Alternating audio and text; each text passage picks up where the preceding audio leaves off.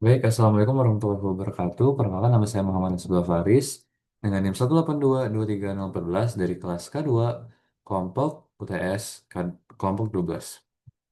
Nah, di sini kelompok saya beranggotakan dua orang yaitu Muhammad Nasrullah Faris, saya sendiri, dan juga Muhammad Aidin Fatullah dengan NIM 1822302. Eh, Beberapa waktu yang lalu Muhammad Aidin meninggal. Jadi untuk tugasnya saya lanjutkan sendiri. Langsung saja. Yang pertama adalah pendahuluan. Jadi, saya mengembangkan sebuah proyek yang bernama Webkulus atau eh, Kalkulus dan Web bisa jadi Webkulus. Ini adalah aplikasi pembelajaran yang berfokus pada materi-materi dasar kalkulus, seperti persamaan linear, pertidaksamaan linear, juga sistem non-linear dengan dua variabel. Nah, jadi di aplikasi ini terdapat slide pembelajaran, simulasi interaktif yang berupa virtual lab, lalu soal latihan untuk menguji pemahaman dari pengguna yang bisa dilihat langsung progresnya melalui sebuah dashboard interaktif. Oke, lalu tujuan proyek ini adalah untuk membantu siswa dalam memahami konsep dasar kalkulus. Antara lain yang tadi persamaan linear, pertidaksamaan linear, dan juga sistem non-linear dengan dua variabel. Nah, lalu untuk menyediakan simulasi visual dan kuis interaktif untuk meningkatkan pemahaman dari pengguna, menyajikan alur pembelajaran yang terstruktur dan progres pengguna yang bisa dipantau melalui dashboard, serta menghadirkan platform pembelajaran kalkulus yang bisa diakses secara online dan responsif di berbagai perangkat. Lanjut, untuk identifikasi kebutuhan pengguna, pertama, untuk kebutuhan fungsionalnya adalah pertama, pengguna dapat melakukan registrasi, login, dan logout. Lalu, pengguna dapat mengakses materi pembelajaran kalkulus. Lalu, pengguna dapat menjalankan simulasi grafik interaktif. Lalu, pengguna dapat mengerjakan kuis dan soal latihan. Pengguna dapat melihat hasil nilai dan progres belajar. Pengguna dapat memperbarui informasi profil dan keamanan, serta pengguna dapat menghapus akun dari mereka. Lalu untuk kebutuhan fungsionalnya ada lima. Yang pertama, availability, yaitu aplikasi atau sistem harus bisa memiliki minimal uptime 99% agar aplikasi bisa diakses kapan saja. Reliability, di mana aplikasi harus mampu menangani request tanpa kehilangan data pengguna. Usability, yaitu aplikasi harus memiliki tampilan dan navigasi yang jelas bagi pengguna. Security, sistem harus aman. Menerapkan sistem CORS, rate limiting pada API, dan validasi input untuk melindungi data pengguna. Lalu yang terakhir adalah responsiveness, di mana aplikasi ini harus bisa diakses di mana saja. Bisa melalui laptop, desktop, tablet, ataupun handphone. Lanjut ke sistem thinking. Nah, sistem thinking dari Webkulus itu dikembangkan menggunakan pendekatan arsitektur yang holistik, di mana sebuah sistem itu dilihat sebagai suatu kesatuan yang saling terhubung. Nah, jadi di dalam sistem ini mulai dari halaman materi, modul simulasi, dan kuis hingga dashboard progres itu saling terkait. Sebagai contoh di sini ada diagram di mana pengguna harus melakukan login dulu, entah dengan email ataupun dengan Google, agar datanya bisa diproses oleh sistem dan pengguna mendapatkan token yang akan digunakan untuk mengakses berbagai eh, materi dan juga dicatat progresnya di dashboard melalui database tadi.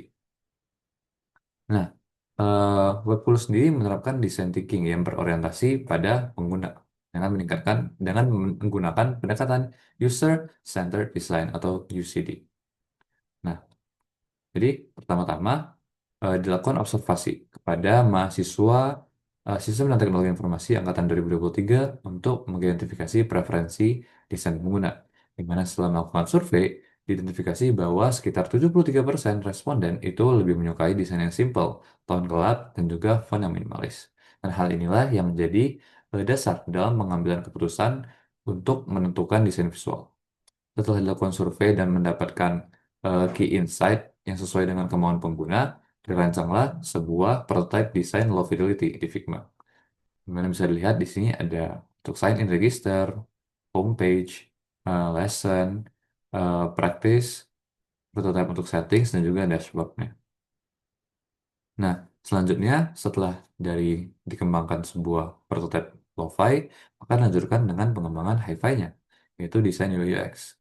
Nah, desain ini mempertimbangkan beberapa aspek, yaitu pertama struktur, di mana aplikasi Oculus ini menerapkan layout sidebar sebagai navigasi utamanya, di mana di sebelah kiri layar itu terdapat tombol untuk navigasi ke berbagai layar lainnya, dan sebelah kanan itu berisi konten utama yang lebih luas.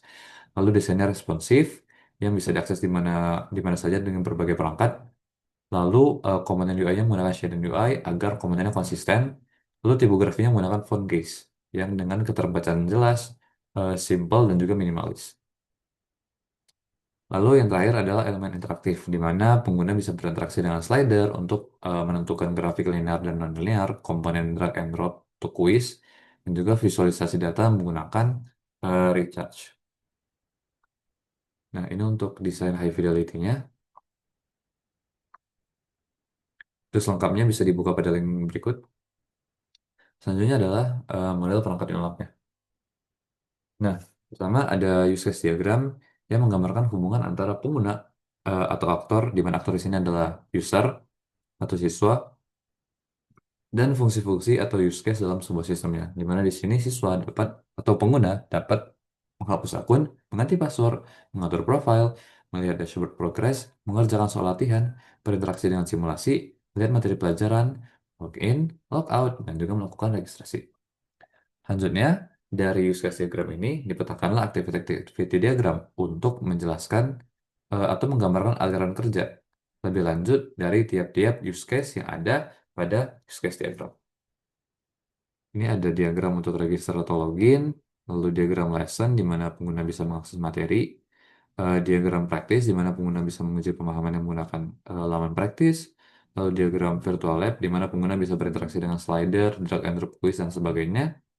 Lalu diagram dashboard di mana pengguna bisa melihat progres dari pembelajarannya melalui dashboard interaktif. Lalu diagram settings di mana pengguna bisa mempersonalisasikan untuk namanya, eh, akun yang digunakan dan sebagainya. Jadi untuk jadwal implementasi di sini kurang lebih untuk studi kebutuhan sampai dengan perencanaan UI UX itu sekitar 4 hari dari tanggal 13 sampai 16 Oktober. Lalu setup konfigurasi database dan autentikasi itu 2 hari dari 17 sampai 18 Oktober. Lalu untuk implementasi backend dan frontend itu dilakukan selama 1 minggu dari tanggal 19 sampai 26. Lalu di deploy dan juga dilakukan dokumentasi pada tanggal 27 Oktober. Untuk estimasi biayanya, pengembangan proyek ini 100% gratis karena semua hostingan dan tools-tools yang digunakan masih dalam jangkauan free tier. Namun, apabila proyek ini ingin dikembangkan lebih lanjut, maka akan lebih disarankan untuk menggunakan hostingan atau tools khusus yang sudah eh, memadai kapasitasnya, baik untuk database, untuk backend-nya, untuk menangani request dengan lebih baik, ataupun domainnya jika ingin menggunakan domain nama tertentu. Selanjutnya implementasi dan teknologi, di mana di sini front-end-nya menggunakan framework React, lalu menggunakan language TypeScript, UI library-nya menggunakan React 19, UI komponennya menggunakan Shaded UI, dan stylingnya menggunakan Tailwind CSS. Lalu untuk backend-nya kita menggunakan Node, yang framework-nya itu adalah Express.js, database-nya menggunakan Supabase, yaitu PostgreSQL, authentication-nya menggunakan Supabase Auth, dan token JWT. Hosting dan deployment-nya untuk front and backend dilakukan universal, database-nya masih menggunakan service-nya Supabase, lalu versi control-nya menggunakan GitHub.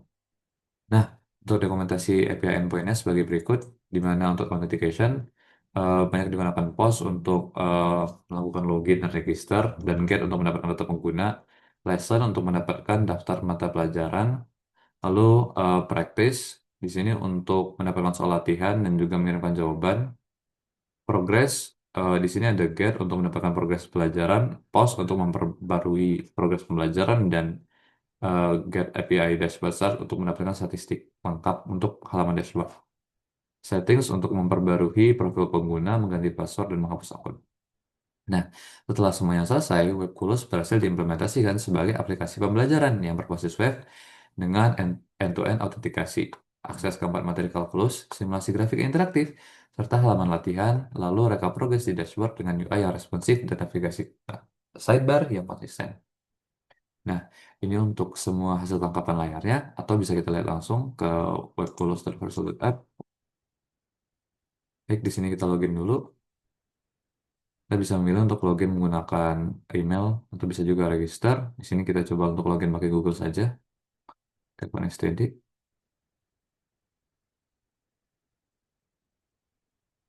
Nah, ini sudah masuk. Ini sedang loading untuk data dashboardnya. Nah, di sini terlihat di mana lesson progress-nya. Ini setengah, di mana jika pengguna itu sudah pernah membuka laman lesson, maka dia otomatis setengah, 50% dari programnya terisi. Lalu di atas ada lesson complete, di mana jika pengguna mencapai 100% pada salah satu pembelajaran, maka dia akan bertambah. Lalu ini untuk jumlah soal yang sudah berhasil dipecahkan dengan benar, akurasi pengerjaan soalnya, lalu ini adalah banyaknya pengguna melakukan latihan soal. Oh, mohon maaf. Maksudnya di sini adalah problem solve adalah soal yang sudah dikerjakan, baik itu benar atau tidak. Nah, langsung saja ini untuk formnya. Lalu ada akses materi, di mana di sini ada virtual lab, di mana pengguna bisa mengakses slider untuk menentukan gradien dari sebuah persamaan. Ada juga untuk pertidaksamaan, di mana untuk mencari area yang dimaksud pada persamaan tersebut bisa diganti juga untuk tipe-tipe pertidaksamaannya. Lalu ini ada materi lagi, lalu ada drag and drop quiz, di mana pengguna bisa menguji pemahamannya. Apabila sudah dimasukkan semua, bisa dicek jawabannya. Nah, di mana di sini ditampilkan mana pilihan yang jawaban yang benar dan jawaban yang salah. Lalu ada juga practice. Sini pengguna bisa menguji pemahamannya. Contohnya di sini, kita jawab asal coba. Nah, apabila benar, maka dia akan tertulis benar. Dan juga untuk di dashboard, pengguna akan diperbarui sesuai dengan jawaban yang benar tadi. Untuk setiap jawaban benar akan bertambah 10%. Bertambah. Gitu. Lalu ada settings di mana pengguna bisa mengganti ininya. Misalnya kita ganti jadi Muhammad Rasulullah saja. Setelah di save, maka jika kita refresh dia nanti akan berubah.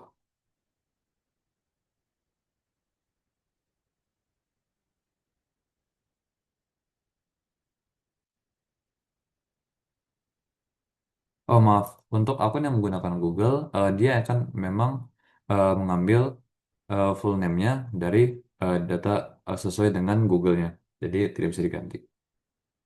Yang begitu. Kurang lebih seperti itu saja platform Webkulus. Terima kasih sudah mendengarkan. Mohon maaf apabila ada salah kata. Dan kepada Allah saya mohon ampun. Wassalamualaikum warahmatullahi wabarakatuh.